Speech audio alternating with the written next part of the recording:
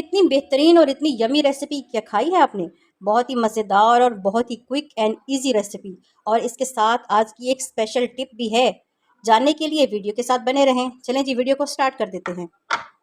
सबसे पहले हम कोफ्ते का मसाला तैयार कर लेते हैं। इसके लिए मैंने हरा धनिया पहले ले लिया था, इसको मैंने चॉप कर लिया है। अब इसमें मैं प्याज डाल रही हूँ। 2 प्याज मैंने डाल दिए हैं और 3 हरी मिर्चें डाल रही हूँ। इसको हम अच्छे तरीके से चॉप कर लेंगे, बारीक बारीक चॉप कर लेंगे। ये अच्छी तरीके से मैंने चॉप कर ली है। ये देखिए बिल्कुल बारीक बारीक आपने इस तरीके से ही हरी मिर्चों और धनिया को और प्याज को अच्छे तरीके से चॉप कर लेना है। इसको मैंने एक बड़ी प्लेट में निकाल लिया है। इसके बाद हम इसमें कीमा डाल रहे हैं। बिस्मिल्लाहिर्रहमानिर्रहीम। मैंने यहाँ पर चिकन का कीमा लिया है। 1 पाव जो मैंने चिकन का कीमा लिया है, इसको बिल्कुल बारीक बारीक मशीन में डालकर इसका कीमा बनवाया है मैंने आज। मशीन में डाल के इसको अच्छे तरीके से आपने बिल्कुल बारीक बारीक इसका कीमा बना लेना है। इसके बाद हम क्या करेंगे, इसमें कुछ खुश्क मसाले ऐड करेंगे। सबसे पहले मैं डाल रही हूँ आधा चम्मच ज़ीरा और आधा चम्मच जो है वो सूखा धनिया। इसको मैंने चॉप कर लिया है। मिक्सी में डालकर मैंने इसको पाउडर बना लिया है। थोड़ा दरदरा रहने दिया है, थोड़ा सा पाउडर बनाया है। आधा चम्मच ज़ीरा है और आधा चम्मच सूखा धनिया है, ये डाल देंगे। आधा चम्मच लाल मिर्ची है, आधा चम्मच हल्दी है, आधा चम्मच से भी कम हम डाल रहे हैं इसमें चाट मसाला। तकरीबन 4 चम्मच मैंने इसमें बेसन डाला है। अब हम क्या करेंगे, इसको अच्छे तरीके से हाथ से मिक्स करेंगे। सब चीज़ें मैंने अच्छे से मिक्स कर ली हैं। इस तरह से आपने अच्छे तरीके से इसको मिक्स कर लेना है। इसके बाद हम क्या करेंगे, हाथ पे ऑयल लगाएंगे। ऑयल लगा लें, कुकिंग ऑयल लगाना है, हेयर ऑयल नहीं लगाना। कुकिंग ऑयल लगा लें या फिर घी लगा लें इस तरीके से। और छोटे छोटे जो इसके बॉल्स हैं, इस तरह से जैसे लड्डू बनाते हैं, गोलाई में बनाते जाएं। ये देखें, इस तरह से आपने तमाम बैटर की छोटी छोटी जो बॉल्स हैं या जितनी आपको पसंद हैं उस हिसाब से आप बनाकर रखते जाएं। चलिए जी, मैं सब बना लूँ फिर आपको दिखाती हूँ। कोफ्ते जो हैं वो रेडी हो चुके हैं। आप देखिए मैंने सारे इस तरीके से बॉल्स बना लिए हैं। इसी तरीके से आपने बना लेना है इनको। कितने अच्छे लग रहे हैं, दिल कर रहा है ऐसे ही खा जाओ। धनिया की वजह से ये देखिए कितने खूबसूरत लग रहे हैं। चलिए जी, सबसे पहले हम इनको फ्राई कर लेते हैं, फिर अपनी हम करी तैयार करेंगे। एक पतीला ले लिया है मैंने और इसमें मैंने 2 कप ऑयल डाल दिया है। ऑयल को हम गर्म कर लेंगे। गर्म करने के बाद जो हमने कोफ्ते बनाए हैं वो एक एक करके इसमें डाल देंगे। बिस्मिल्लाहिर्रहमानिर्रहीम। इस तरीके से एक एक करके आपने इसमें डाल देने हैं। यूँ सारे नहीं इसमें डाल देने हैं, और इस तरह डालेंगे तो ये टूट जाएंगे। एक एक करके आपने इसमें डालना है और आंच को बिल्कुल लो रखना है। इस तरीके से एक एक करके आप इसमें डाल दें और इस तरह से हिला लें, चम्मच के साथ नहीं, बिल्कुल इस तरह से। जब एक तरफ से इसका कलर चेंज हो जाएगा तब हम इसको पलटेंगे। अगर आपने पहले ही इसी पॉइंट पे इसे पलटना शुरू कर दिया तो ये टूट जाएंगे, इस बात का ख्याल रखें। पहले एक तरफ से कलर जो है वो इसका लाइट ब्राउन हो जाएगा, उसके बाद हम दूसरी साइड इसकी चेंज करेंगे। ढक्कन कर देते हैं इसका बंद और 2 मिनट के लिए इसको लो आंच पे ऐसे ही छोड़ देते हैं। ये देखिए इसका साइड जो है वो ब्राउन हो चुका है। अब हम क्या करेंगे, इसको पलट लेंगे। बिस्मिल्लाहिर्रहमानिर्रहीम। ये देखिए मैं आपको दिखाती हूँ। ये देखिए ये ब्राउन हो चुके हैं।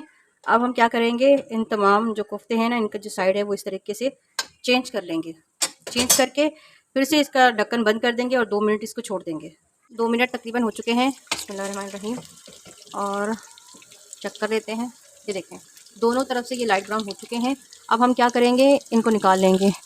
और ये इसको तो पलटना ही भूल गए चलें, अब हम इन सबको निकाल लेते हैं, तब तक ये भी रेडी हो जाएगा। 1 कप ऑयल निकाल लिया है और अब इसमें मैं डाल रही हूँ जो 1 चम्मच भर की अदरक लहसुन का पेस्ट। इसको लाइट सा ब्राउन करेंगे। ये लाइट ब्राउन हो चुके हैं अदरक लहसुन। अब हम क्या करेंगे, इसमें मसाले शामिल करेंगे। 1 चम्मच भर के जो है ज़ीरा और सूखा धनिया, इसको मैंने क्रैश कर लिया है, ये 1 चम्मच है। आधा चम्मच हल्दी है, हल्का सा नमक है और आधा चम्मच लाल मिर्ची है। लाल मिर्ची और नमक कम डाल रही हूँ क्योंकि हमने पहले भी कोफ्तों में डाला है। ठीक हो गया। अब इसको थोड़ा सा जो है हम तेल में फ्राई कर लेंगे। 1 मिनट हो चुका है। अब हम क्या करेंगे, इसमें दही शामिल करेंगे। मैं यहाँ पर 1 प्याली जो है वो दही डाल रही हूँ। तो अच्छे से हम भून लेंगे।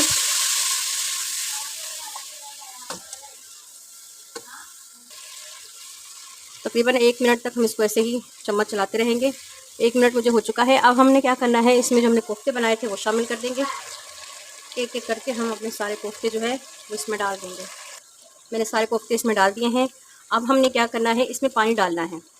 पानी गैस मैंने अभी तक इसका मीडियम रखा हुआ है क्योंकि हम इसमें अच्छे तरीके से इसको भूनेंगे, मतलब दही में इसको अच्छे तरीके से।